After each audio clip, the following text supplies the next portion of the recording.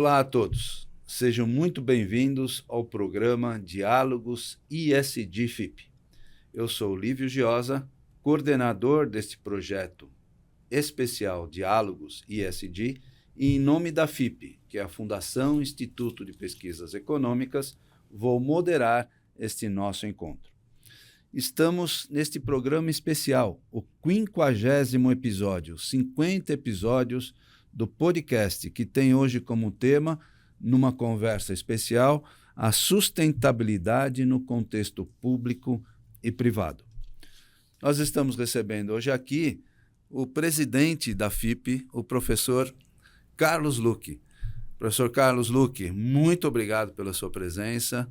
É um prazer enorme tê-lo aqui junto conosco e, ao mesmo tempo, vivenciar esse momento especial mesmo do nosso podcast, tendo em vista que estamos no 50º episódio, é um número representativo, o quanto essa discussão se tornou presente desde lá atrás, há 2 anos e meio, quando nós começamos este projeto, quando a temática sustentabilidade já estava presente, mas não tão incorporada como hoje no dia a dia das pessoas, da sociedade, do ambiente privado e do ambiente público. E temos certeza que o nosso podcast deu uma cutucada em todos aqueles que nos acompanham, são mais de 650 mil pessoas que visualizam o nosso podcast, e isso dá ao nosso programa algo especial realmente, e a sua presença hoje é muito bem-vinda. Eu agradeço muito a colaboração da FIP, o seu entendimento, especialmente sobre essa temática, e o quanto nós estamos aqui representando não só a instituição, mas especialmente dialogando com as pessoas mais representativas do mercado, que conduzem essa temática, seja no ambiente público, seja na iniciativa privada e no terceiro setor. Professor, nós vamos começar esse nosso diálogo fazendo uma questão. A visão da FIP quanto à aplicação dos conceitos da sustentabilidade no setor público e na iniciativa privada já é uma percepção da instituição como um todo? Uma alegria estar aqui, Lívio. Me lembro muito bem quando você trouxe a ideia de fazer esse podcast sobre a questão de sustentabilidade. Como você disse, já era um assunto que estava tomando conta e realmente foi um sucesso. No caso da Fundação Instituto de Pesquisas Econômicas, a sua origem é ligada à Universidade de São Paulo e, mais particularmente, à Faculdade de Economia e ao Departamento de Economia. Uhum. Então, a FIP, embora seja uma fundação de direito privado, ela fundamentalmente traz no seu DNA o interesse público. Tanto que boa parte dos projetos, a quase totalidade dos nossos projetos, são efetuadas as pesquisas para instituições públicas, que representam o nosso DNA.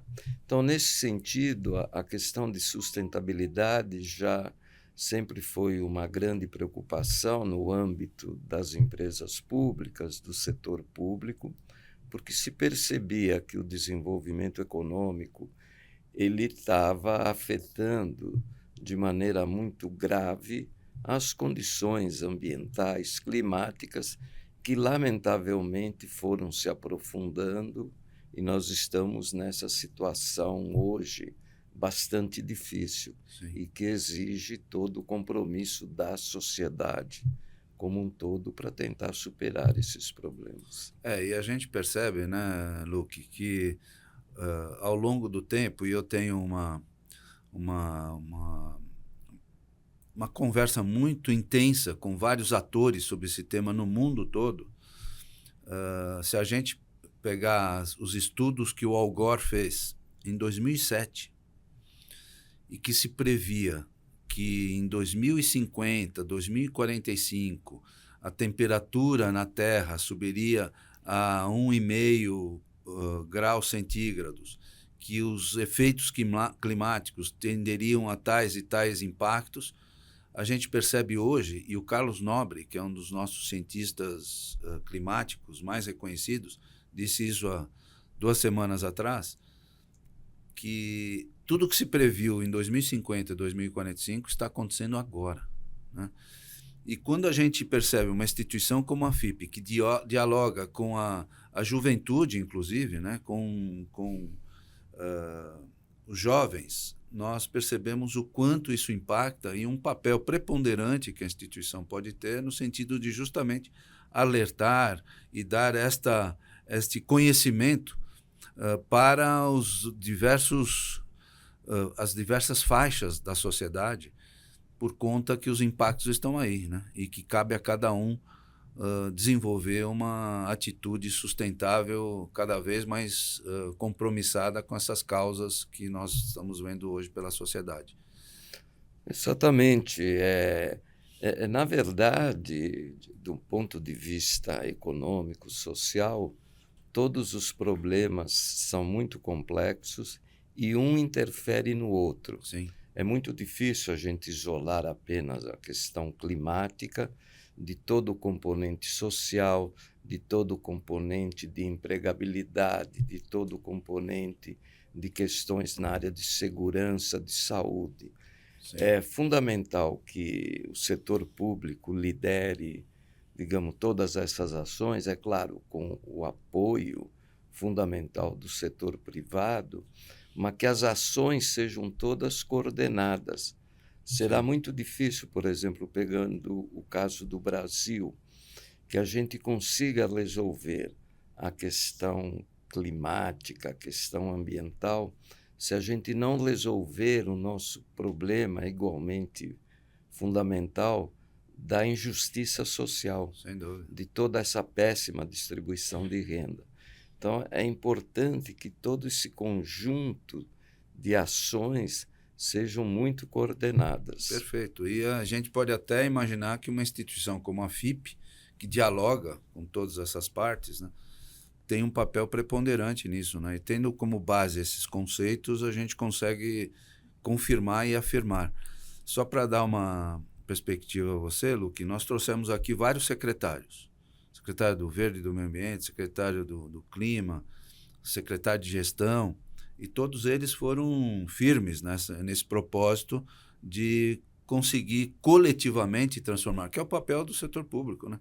Quando a iniciativa privada faz uma ação, ela interfere verticalmente naquele campo que ela atua, algumas vezes com seus stakeholders, com seus fornecedores e clientes. Mas a hora que o setor público, seja o executivo ou o legislativo, oferece uma transformação para a sociedade, ela é muito mais coletiva a transformação, não é? Você sabe, Lívio, que nós, economistas, a gente tem uma visão, não sei exatamente o termo que eu usaria, mas um pouco negativa sobre os agentes econômicos. Uhum. Qualquer estudante, quando entra numa faculdade de economia, uma das primeiras princípios que ele aprende é que o agente econômico, seja o consumidor ou seja uma empresa, quando ele toma uma decisão que envolva a riqueza, o poder, ele toma essa decisão olhando o seu interesse próprio. Ele não toma essa decisão olhando o interesse coletivo da sociedade. Então, nesse caso, a gente deve concordar com esse princípio. Isso não significa que não haja solidariedade individual das pessoas, mas significa que quando é uma decisão que envolve poder, o interesse do agente se sobrepõe. Quando a gente observa a questão mesmo ambiental, toda essa destruição que foi feita, a questão da distribuição de renda, da injustiça social. Eu estou aqui atrás de uma foto belíssima da Avenida São João. Quando a gente anda pela cidade de São Paulo, a gente vê moradores de rua, se nota que realmente, digamos, lamentavelmente, a gente tem falhado muito E isso não é apenas na cidade de São Paulo, isso é no Estado, Brasil e no mundo. É verdade. Então, requer uma importância enorme. E a gente está vivendo, Luque, um dilema mundial, né? Enquanto as gerações passadas tiveram todas as suas oportunidades de aquisição de veículos, de motos, de usarem economicamente o seu numerário e transformarem isso em bens, essas atitudes econômicas hoje são restritas, porque tudo isso impacta, tudo isso emite carbono. Muita gente diz, agora você não pode comprar carro, agora você não pode comprar moto, porque isso impacta, né? Então, esse grande dilema mundial é um dilema que está presente nas discussões das COPs, né, das Conferências Internacionais do Clima, dos grandes líderes mundiais, vai ser tema agora do G20 no Brasil, né? Então, essa tese é uma tese complexa, né? Exatamente, mas a gente sempre tem que manter o otimismo, né? Ainda que, digamos, a situação esteja muito grave, o grau de consciência de que toda a população está tomando e que certamente vai se transferir para o comportamento das empresas, comportamento das instituições públicas, a gente vai conseguir resolver esse problema. Muito bom, muito legal. E, Luque, me conta um pouquinho a importância da FIP atuar no campo da sustentabilidade, na consultoria, nos cursos e agora aqui no podcast. Como é que você vê isso, essa nova dinâmica da FIP com essas temáticas envolvidas? Olha, essas temáticas elas são muito naturais para a Fundação pelo seu DNA ligado à Faculdade de Economia e particularmente ao Departamento de Economia, né? Então, a FIP absorveu aqueles valores básicos do Departamento de Economia, que é a pesquisa, uma pesquisa que não esteja engajada e nem com esteja engajada apenas com os princípios científicos. Ela também está envolvida na questão da educação. Desde o início, ela sempre se preocupou com a questão do ensino. Então, essas temáticas, embora nunca tivessem sido claramente colocadas, mas elas sempre estiveram dentro do espírito da FIP. Então, quando surge a oportunidade, como quando você trouxe a ideia, caiu dentro do trajeto natural de uma fundação como a FIP. Muito bom. E a gente está colhendo os frutos agora, né?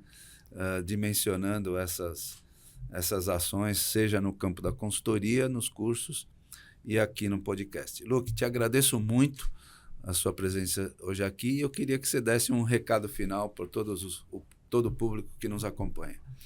Olha, eu é que agradeço essa oportunidade e ainda que os economistas sejam muito pessimistas, eu acho que eu vou fugir a essa tradição e eu vejo particularmente o Brasil como atravessando uma situação difícil, mas ele está demonstrando uma capacidade de crescimento. A política econômica está muito consciente de que o principal papel que ela tem hoje é resolver a questão da distribuição de renda e, simultaneamente, essa questão climática. Então, o Brasil está numa posição privilegiada para participar ativamente na solução desses problemas. Muito bom. Quero agradecer a todos que nos acompanharam neste programa especial, no 50º episódio do podcast Diálogos ISD FIP. Agradecer ao professor Carlos Luque, presidente da FIP, pela sua participação nesse momento especial e a você que nos acompanha nas redes sociais. Até o próximo episódio.